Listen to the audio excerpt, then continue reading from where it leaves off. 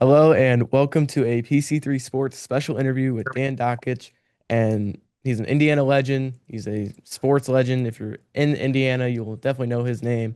And he's just been everywhere in the field. Not in the field, but like everywhere, ESPN, everywhere else. I mean, you know who he is. So I just want to get this started. I know this is a big deal for you. I mean, Michael Jordan, you guarded him. I have to start it off because how did it feel to guard Michael Jordan? First off, thanks for having me. Second off, thanks for getting my name right. Most guys screw up my name. They go Dakich or something like that. You know what? It's kind of weird to say, but we thought we were going to kick Michael Jordan's ass, if you want to know the truth, because that's that's who we were at Indiana at the time. And we were Indiana. They were North Carolina. A couple years before, Indiana had beaten North Carolina in the national championship game, and it was just kind of who we were supposed to be, Brody. And we knew how good Michael Jordan was, believe me. And I was so excited to guard him. I threw up all over my hotel room because I was an idiot. I was sick, and I decided I was going to eat my way. I didn't want Coach Knight to know that I was sick, so I was going to eat my way out of being sick, and I ate a combination of, what was it, hamburgers, spaghetti, scrambled eggs, and ice cream. And I got back to my room and I puked. But anyway, we beat them. And after the Olympics that year, Coach Knight came up to me and he goes, you're going to be known for guarding the greatest player to ever play. And I go, get out of here. What are you talking about, right? Like, come on. I mean, come on, coach. Kareem Abdul-Jabbar, blah, whatever, pretty good. Now, he's the greatest player to ever play basketball, and you're going to be known for guarding him. And here I am, 40-some years later, a guy that's young enough to be my grandson is asking me about it, which I think is pretty cool if you got to know the truth. I tell people all the time, people say to me, well, you're only known for guarding Michael Jordan. And I tell them, well, that's a pretty good thing to be known for. Right? I mean, what the heck? Some guys are known for robbing banks. I got a friend I grew up with in Gary. He's in jail. He's known for that. I'll take it. Wouldn't you? I mean, if I had the chance to guard Michael Jordan, I would seize the chance. But He's I mean, older now. You'd beat his butt. You'd kill him. He's my age. You'd kill you're the Jordan stopper on the court, but on the golf course, you were also too. I mean, I saw the him. I story. It did. said he owed you $6,000. He tried to pay you in, was it Nike like merch? Yeah. Did he ever pay you that? He No. I beat him out. It may have been more than that. And he wanted to bet. I didn't have any money, but it was the day he signed his Nike contract. No, or the day after. It was a Sunday, and I was out there messing around. I used to run on the golf course at IU, and then I'd keep my clubs and I'd go hit balls, whatever, because I like to golf. And he showed up. It was during the Olympics with one of my teammates, Steve Alford, and we started playing. And he wasn't very good, and I was pretty good. And he started talking, and okay, that's what we want to play for. And it kept going and going and going, and finally it was really dark, and two guys brought their cars onto the course. It was a weird setup. One of the holes here, they brought their cars, and we chipped, and I beat him out of $6,000. We went to the Wendy's, me, him, Alford, another kid, and he said, "Hey man, I'll pay you tomorrow at the Olympic practice in Bloomington." I said, "All right." So I showed up at the Olympic practice, and he tries to hand me a bag of all this free stuff that he got. Like back in then, it wasn't Nike. If it was Nike, I'd probably taken it because he was endorsing it. It was like Converse that they wore in the Olympics.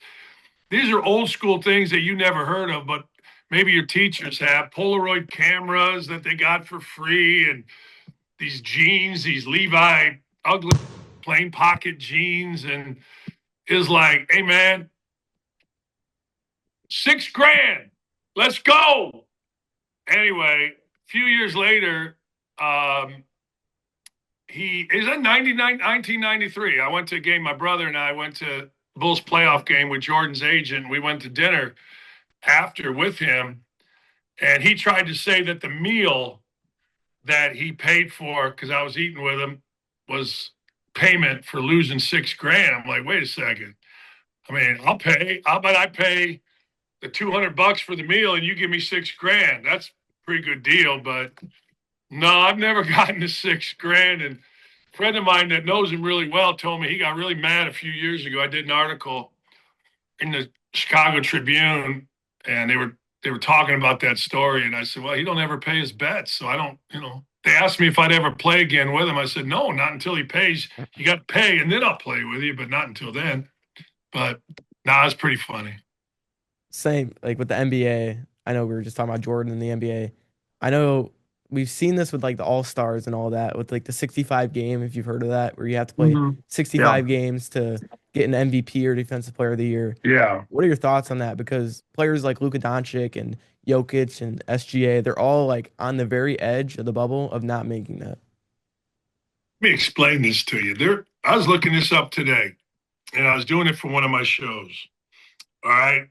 So NBA salaries.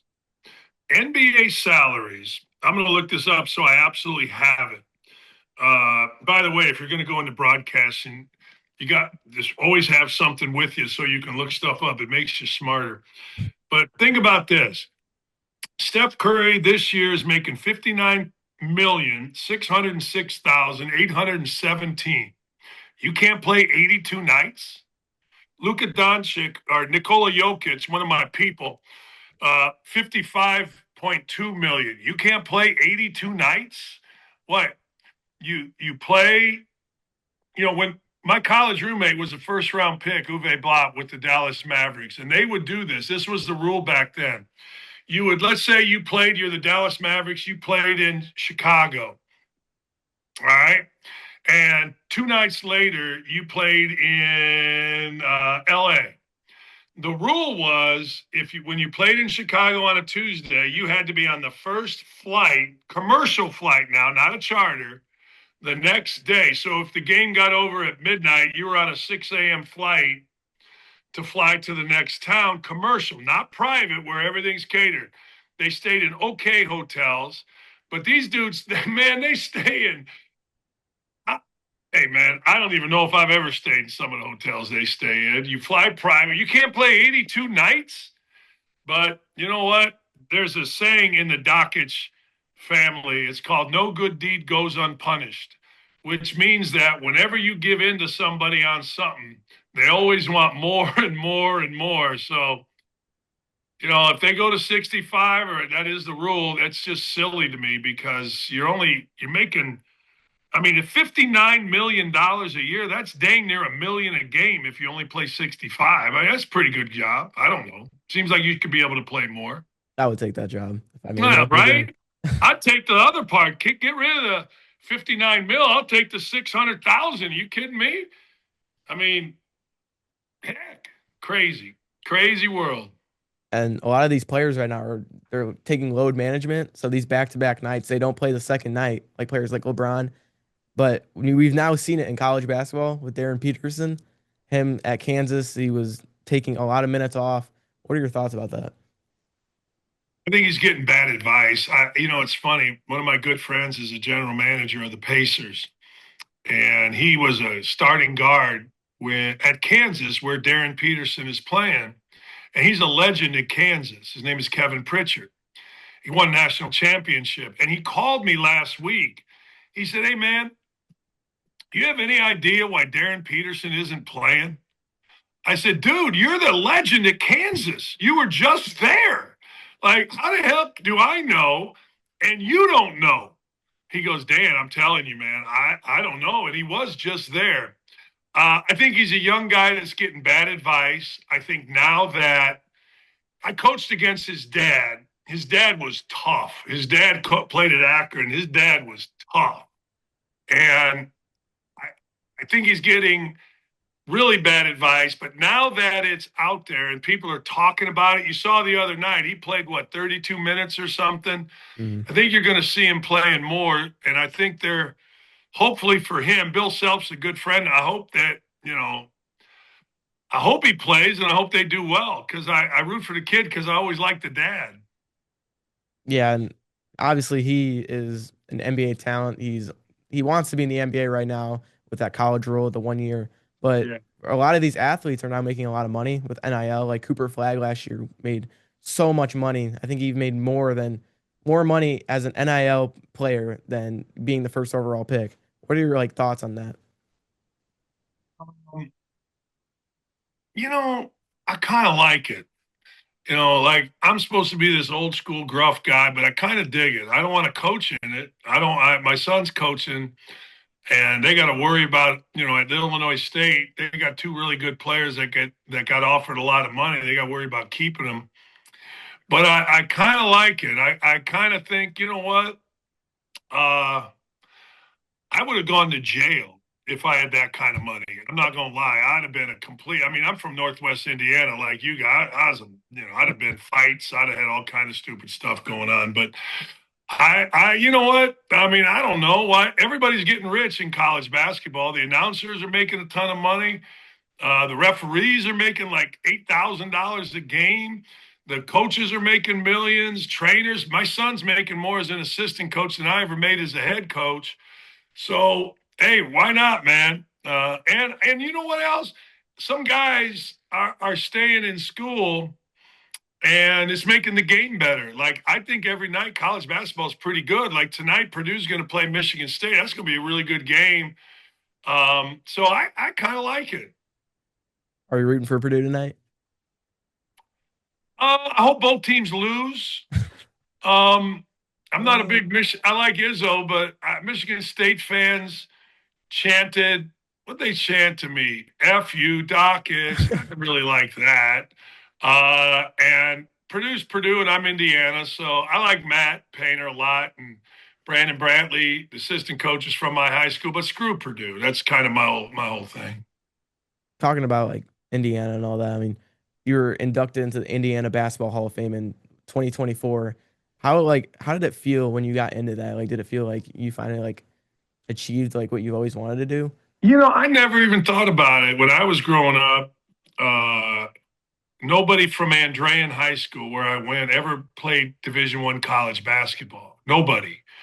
And when I was a sophomore, we had a really good JV team, and I was leading scorer, leading rebounder. But they brought up to the varsity two other guys than me, and so all I wanted to do was start on Andrean's team and beat Gary Roosevelt or beat Gary Emerson or beat we never played Valpo, but so I really never thought about any of that. And then Um, a couple years ago, my high school baseball coach, who's still at Andrea, and Dave Pishker is one of my good friends. He said, "Hey, man, I just drove to Newcastle to nominate you for the Indiana Basketball Hall of Fame." And really, I said, "Oh, okay, that's wow, okay." And next thing you know, a year later, they called me, and yeah, that was pretty cool because I didn't average a whole lot of points at IU, but I was the only thing I ever wanted to do on a team was win and be the captain. I always wanted to be the captain, and I'm one of only two players in the Bob Knight era, me and a guy named Quinn Buckner, that were ever the two-time captains for Coach Knight, and I'm kind of proud of that. So, yeah, that was cool, man. I you know had to wear a tux, which was fun. My wife looked hot and I gave a speech, made everybody laugh. So yeah, it was pretty good, pretty good night.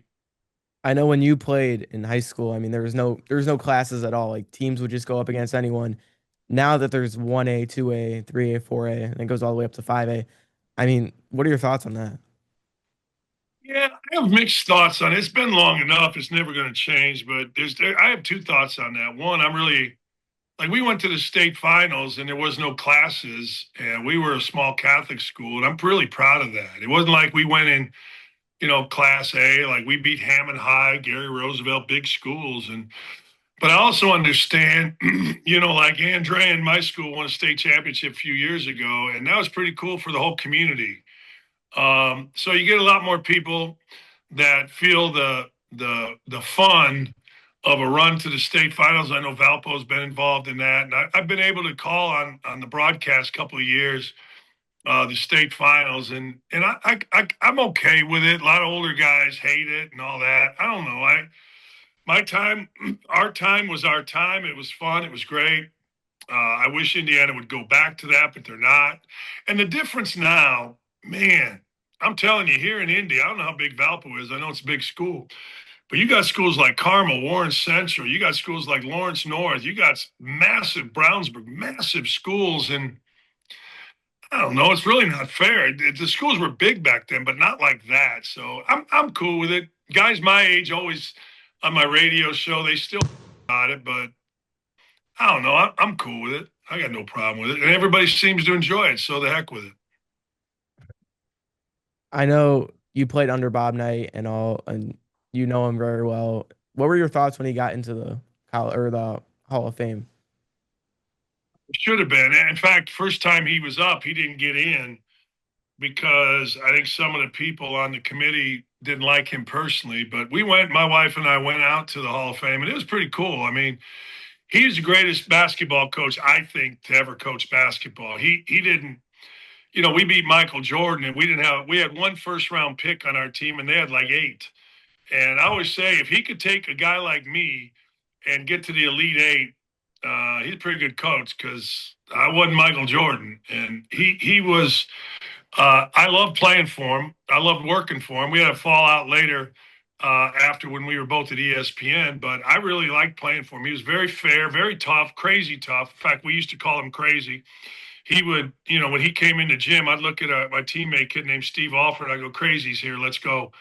But we liked it. It was, it was our thing. He was tough, but we didn't care. I mean, he recruited us. He knew we could handle it, and we did. I loved the man as my coach. I didn't like him so much as a person, but I loved him as my coach. And then can you talk more about like your playing days at IU, like how it was like, how it felt, like the atmosphere and all that? I had never. I told you, nobody had ever uh, gotten a basketball scholarship at Andrean, and I didn't know anything about recruiting. I just knew that we were having a really good year, and I was a pretty good player. They invited me to come to. I'd never been to. In fact, I'd never been to Bloomington or whatever, but they invited me a long time ago, 1980, to go to the Big Ten championship game as a recruit. And I'll never forget this as long as I live. I walked in here and it was against Ohio State, and it was like a Sunday national TV, and I couldn't believe what I saw. Like, as a recruit, you get your tickets and it said, from night. I thought that's pretty cool. And I walked down to where, and I look up and man, so first time I played on the court as a player was an exhibition game. And I remember thinking, sitting on the bench, and they were introducing all the players. And man, I just remember thinking, don't trip, don't fall down, don't fall down, don't fall down, man. And uh, but you mentioned Purdue earlier. It was kind of cool. You run out there for the first time as an 18-year-old or 17-year-old freshman, and it's loud and it's cool. And then the first real home game, or I guess second home game, I got to start as a freshman was against Notre Dame, and that was a big rivalry. And I'm from there, and it was a different crowd, and I thought, man, this is great. But then, same year, later on in the year, we played Purdue, and I got a chance to start that game. And my high school teammate Jimmy Bullock was starting for Purdue. We were both freshmen, which is kind of cool. And I'll never forget running out onto the court for warm-ups, and it was like, man, nothing I'd ever heard. The Notre Dame game was great. But man, that taught me about the Purdue rivalry, and it taught me about, hey, this is pretty big, man. 18, 17,000 people that are going crazy, big signs everywhere. And actually, I remember this one girl had a sign that said, "Dakich, will you marry me?" And I'm like looking around, going, "Well, you're kind of hot. We'll see." I mean, I don't know, but that taught me. And Assembly Hall to me is the greatest place on earth. I love that place. I love the fans there, and I was there 17 years, and they've always been great to me. But it was the Andreans gym was 1,500 people, and they're a little bit different playing at Gary Westside or as opposed to playing at Mackey or playing at Assembly Hall. I know you talked about another captain, Quinn Buckner. I mean, he's the color commentator for the Pacers now with Chris Denari. And what like who is your favorite commentator? I know you're a commentator for ESPN and all that. Who is your favorite to Um, work with? well, I love working with Mike Tirico. Mike and I were partners for 5 years, and I think it was 5, and we just had a blast. I mean, he was really funny, fun, really prepared, like really prepared. And I don't know if you saw him in the Olympics Mhm. and doing the Super Bowl, but Mike, Mike's a really good friend of mine. He and Jason Benetti, he used to be the White Sox announcer. Now he's with the Detroit Tigers. He's a great friend of mine. Whenever I'm in the town that he is, we go to dinner. But they were so well prepared, so smart, so quick. But Mike was, it is, Mike was ridiculous. Like, first time I met him, we were doing a Tuesday night game, Louisville at Michigan State. And Mike, the night before Monday night, was calling the Alabama Notre Dame National Football Championship game. I think it was in New Orleans. And we were supposed to, well, we were at the shoot around at Michigan State at like 10:30 in the morning.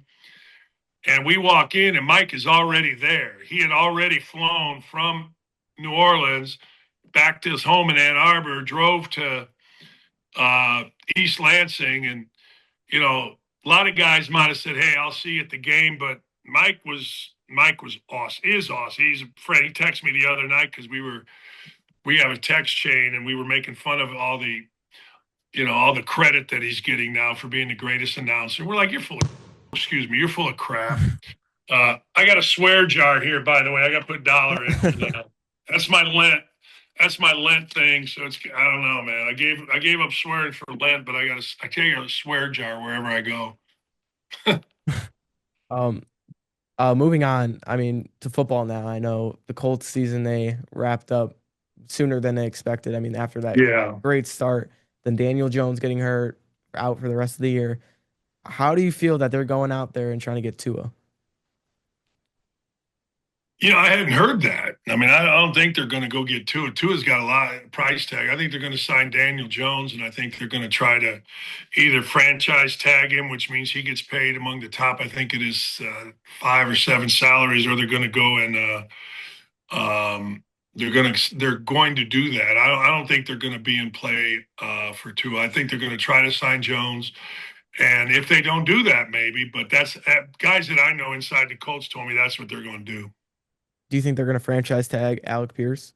Man, I don't know. Alec Pierce, people don't know how good he is. Like, he is really good. He's led the league in yards per catch 2 years, but more than that, man, when it's a 50-50 ball, when he goes up to get it, holy hell, he comes down with it all the time. I mean, he is really, really good. But if I'm Alec Pierce, I don't know if I want to stay with the Colts. The going rate's about 30 million for a wide receiver. They haven't been in the playoffs in what, 5 years? If I'm Alec Pierce, man, I want to go.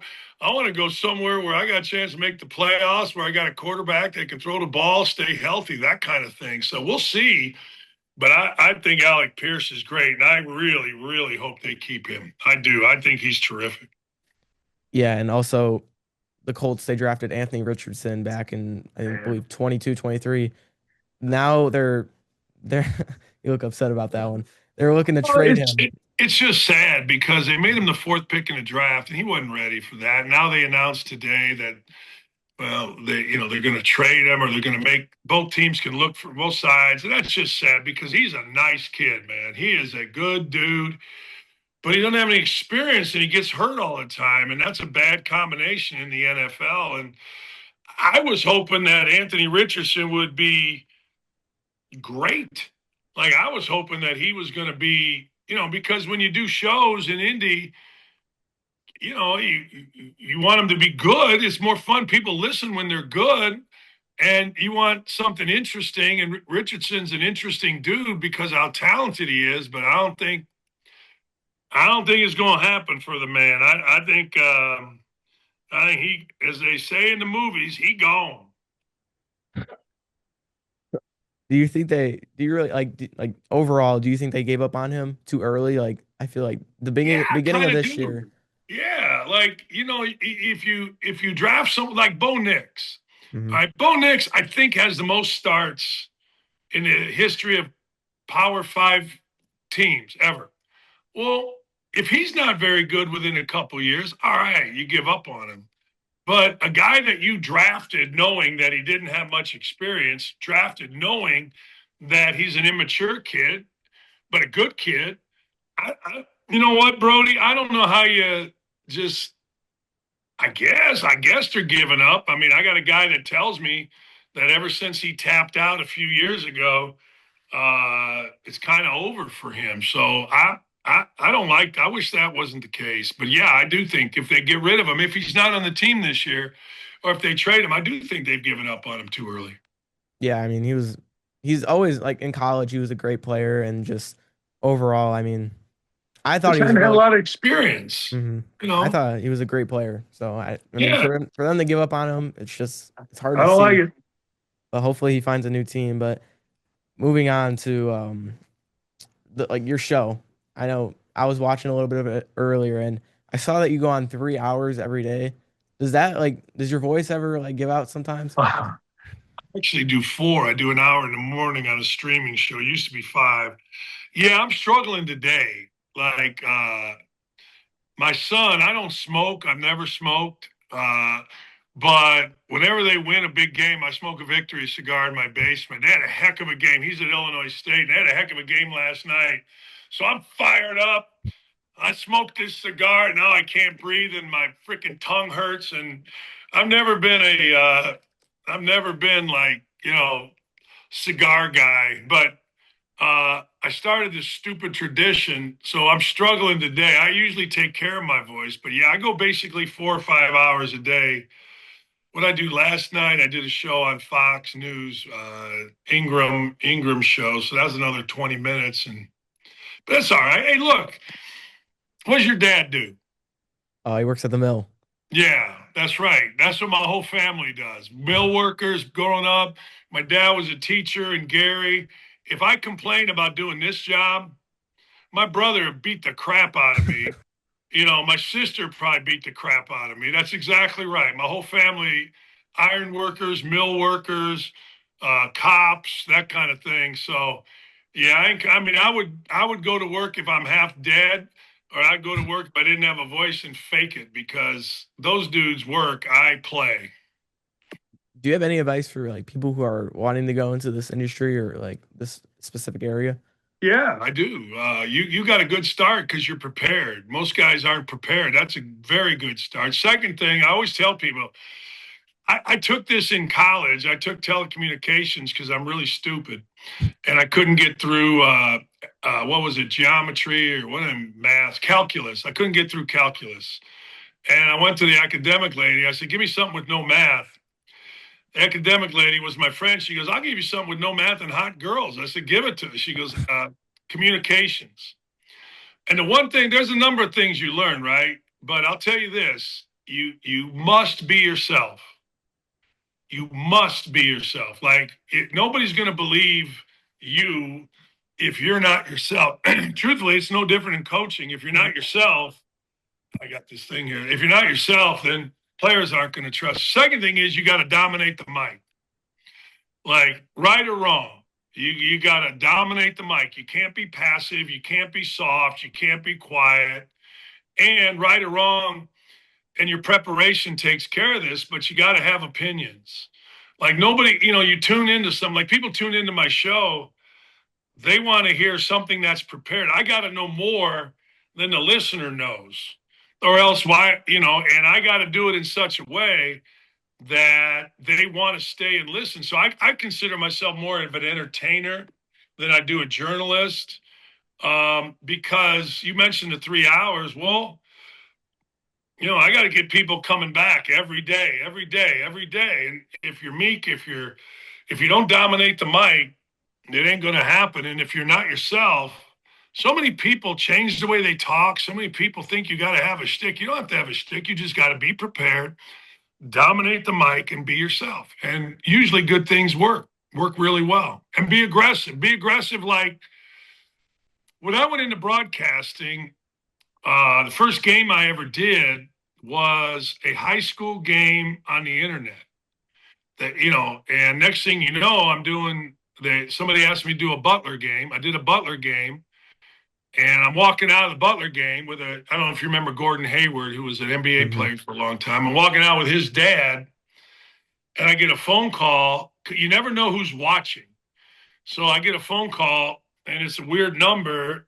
And I answer, I go, yeah, Dan Dakich. He goes, hey, Dan, this is Dan Steer. I'm the head of talent at ESPN. I just watched your game.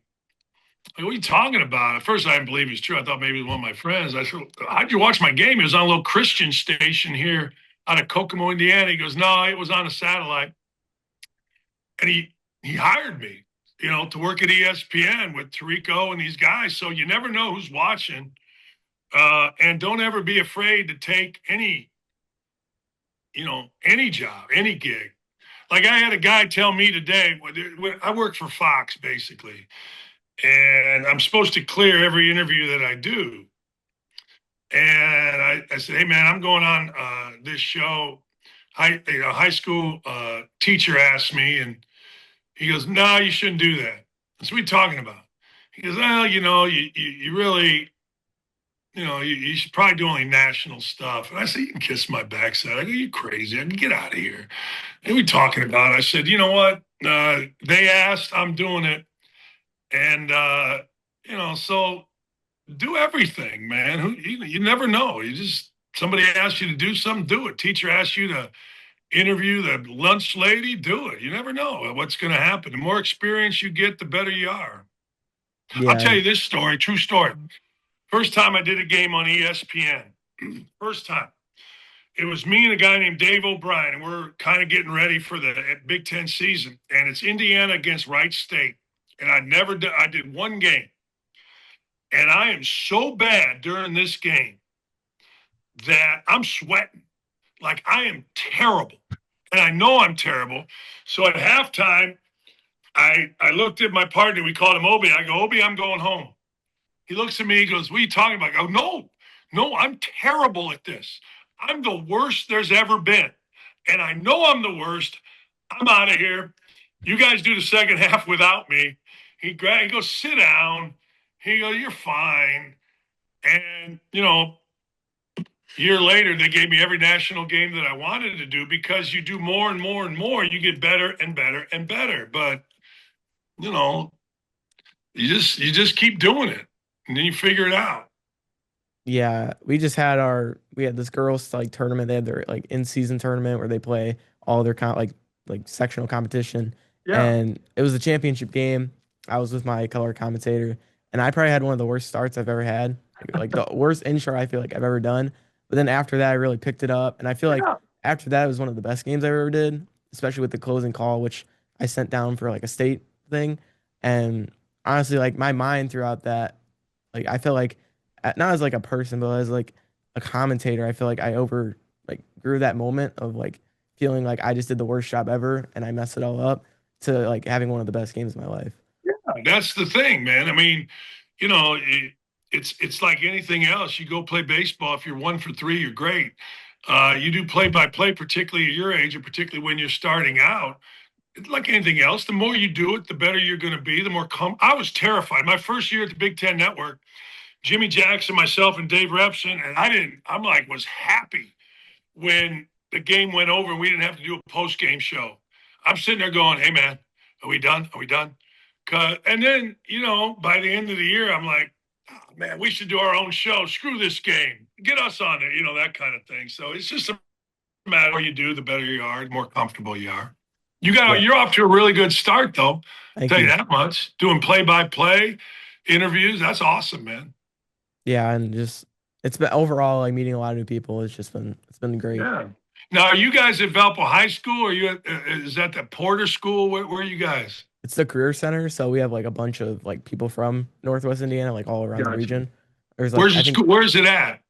it's in Valpo and it's like 5 minutes from the high school, Oh, Valpo okay. High School. So Oh, it's I pretty, got you.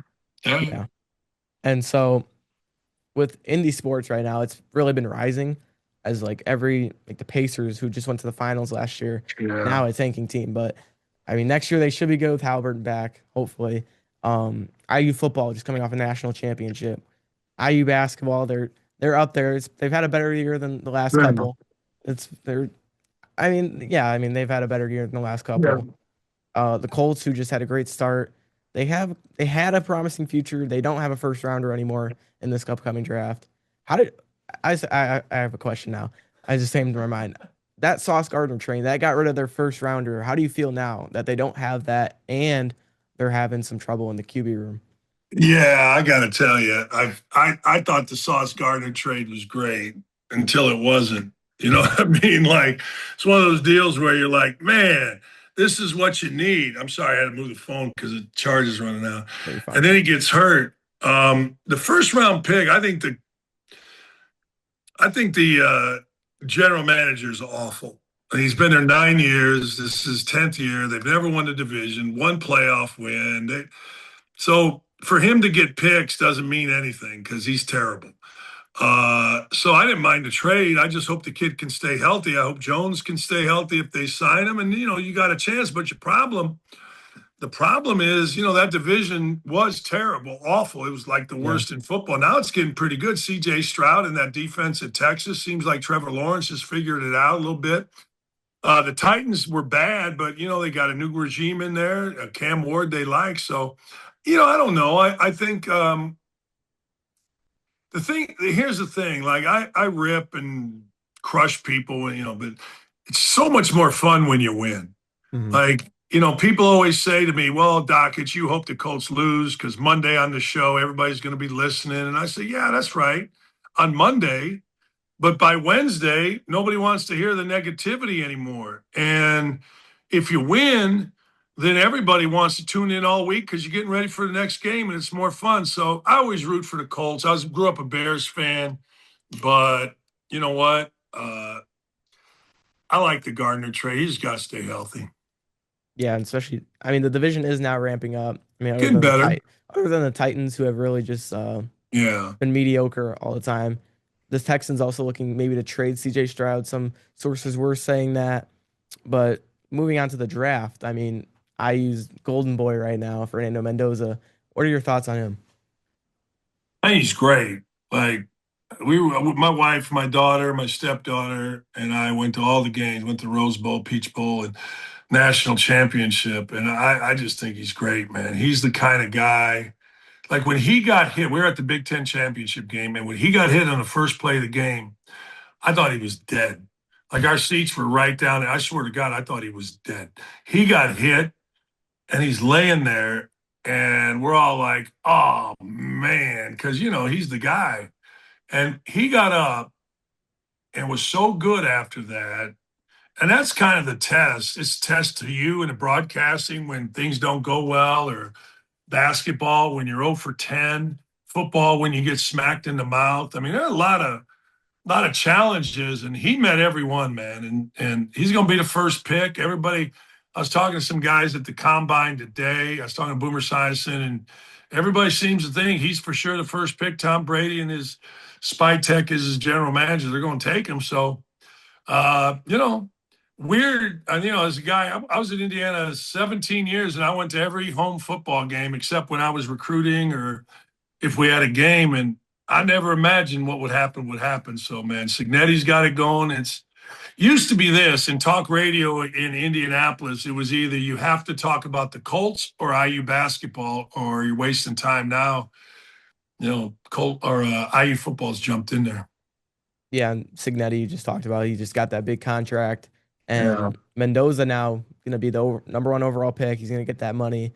How do you think he fits with the Raiders? Do you think he's gonna be a good Yeah, fit, I don't or know the Raiders well enough. They're bringing a new coach in there, off Clint Kubiak, offensive coordinator. Seems to have a great pedigree. His dad was a really good offensive coordinator. Again, I just when it comes to this kind of stuff, I defer to other people.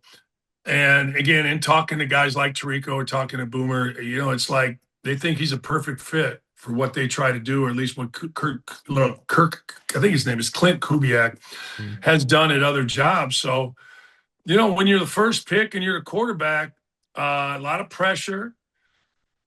Town like Vegas is not nearly the pressure that a town like Dallas would be, because Vegas has a lot of fans that fly in from other places, and it's kind of a transient town. A lot of people are from Chicago or from New York or from Boston or Philly. So, but it's a heck of an opportunity. But I don't know. They better sign Max Crosby. They better keep Max Mhm. Crosby around because that dude's a tough dude. And he's Serbian, so I like him. Well, I want to thank you for letting me interview you and Yeah, coming on man. our show, and it was a great time. So, All right, here's the deal. I want to have you on my show tomorrow. Uh, what time are you free? The show runs from 11 to 2 your time. I get out of here at 10, but I can definitely come back and get on here. No, it's a phone interview. Oh, So it's a we'll phone? just call you. Yeah. All right, yeah, I can. Yeah, I'm available. I All can right, here's do. the deal. I'm probably gonna uh, have your teacher text me your number, Hmm. and we'll plan on 11:30 your time. Okay, so that's But I'll 12:30 tell you yours. this: if you don't bring the goods and bring it strong, like I'm gonna ask you about the Bears coming to Chicago. I'm gonna ask you about Valpo high school basketball if they're gonna win any state championships. I'm gonna ask you about the draft. And if you don't bring the goods, we're gonna make fun of you. I don't give a damn how old you are. That Well, cool? I can definitely Is take the that heat. cool? I can take the heat, so All right. I'll be able Bring the to. goods, Uh, dominate the mic, be yourself, and we'll have you on all over India at 11:30 your time, 12:30 my time. All right, thank you so much. You got it, man. Text me, give me your number, and we will call you. Well, I'll text you. Our phone lines got down today. We got a Mhm. little excited, and too many people called in on something. And but if they're back up, and they should be, we're going to call you at 11:30 your time. Okay, that should be Bring good. it. I will. I will bring it. I'll do all my research tonight. Just bring it. I will. Hey, we may throw you a curveball. We're going to see how smart you are. We may talk about the Pacers Hornets game tonight that I'm going to. I don't know. We may talk about the Bulls. You don't know. I I will be ready, no matter what. That's what happens if you're going to host a 3 hour show, you got to know a little bit about a lot. So, all Mhm. right, man. I'll talk to you tomorrow. Thanks for having me. Thanks for setting it up, Teach. Appreciate you, man. And anything you guys need, uh, you got my number, but we'll talk to you tomorrow, 11:30. Thank you so much. You're welcome, man. Thank you guys. See you.